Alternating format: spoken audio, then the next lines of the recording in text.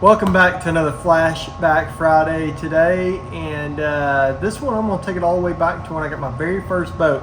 So, right out of high school, I went and bought me an 18-foot Sprint with a 150 Mercury XR6 on the back of it.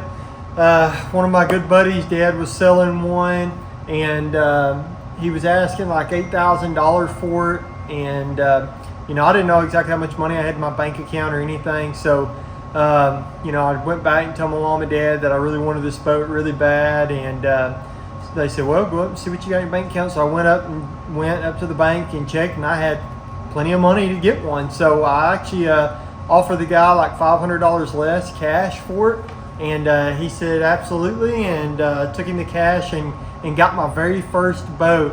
And man, I was pumped. I remember getting to go out on the water my very first time, my very own boat. I'd used my dad's boat quite a bit when he was home from tournaments or whatnot. If he was golfing in the afternoons, I'd get out of school, I'd hook his boat up and drive it down the lake. We only lived like a mile from a boat ramp, so it was really easy to do. And started fishing a lot by myself probably when I was about 16, but I never had my own boat. I had it set up the way I wanted with all my tackle and gear in it. Didn't have but 2 Grafs on it, 2 Lowrances, and I mean, they were like, gosh, I don't even know what they were back then. They actually showed like the fish symbol when you would be idling, and any kind of debris or anything in the water, it would beep and a fish symbol would pop up on the screen.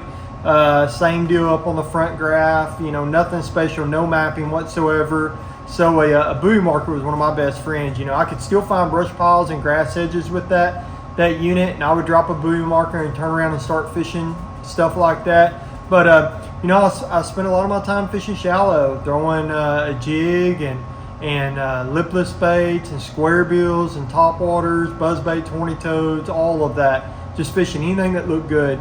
And it was really fun. I started learning what kind of fisherman I truly was, getting to have my own boat, my own equipment, set up the way I wanted, and how I like to fish. Had a lot of days I didn't catch a lot, because I wasn't probably doing anything close to what the fish were doing. So it was a lot of trial and error, but it was a blast getting to learn how to fish on my own with my own stuff. Probably about a year later, I added another Graf to that boat in the back. It was a newer Lowrance that actually had mapping. It was a 7-inch screen. So I'd run mapping on one part and sonar on the other. Still didn't have side scan, down scan, nothing of that.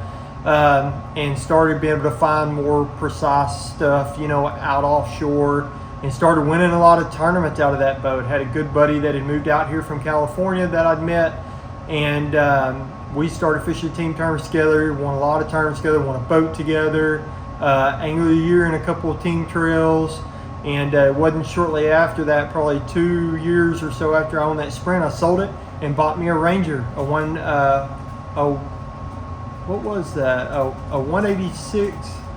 I don't know what, it was an 18-foot Ranger, whatever the older Ranger was, 518 is what it was. It was a 518.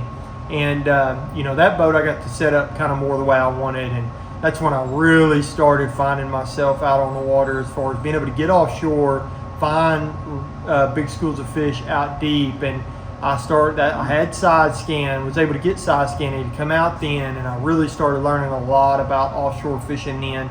I grew up fishing my dad. We fished out offshore a lot with a big jig and stuff, way out deep, in 20 to 30 foot of water outside grass lines. But it was stuff that you learned by feel, when you were hopping a jig out off grass. It was real thick, and then all of a sudden you quit feeling grass and you knew you were on the outside edge. And he had been fishing on these lakes around here for 30 years, so it was pretty easy. We always triangulated stuff. We knew right where the cast was to make to hit the tip of the grass or the brush pile.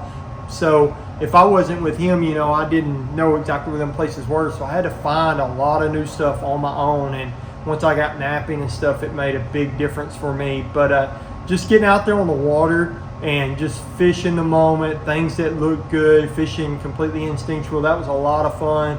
Really learning who I was as a fisherman. So don't be afraid if you don't have all that fancy technology. Man, there's so many bass in our lakes to be caught just fishing by instincts. Just always go with your gut. Fish the stuff that looks the best to you visibly, and you'll catch a lot of fish, I promise you. Hope you guys enjoy this one. See you next Flashback Friday.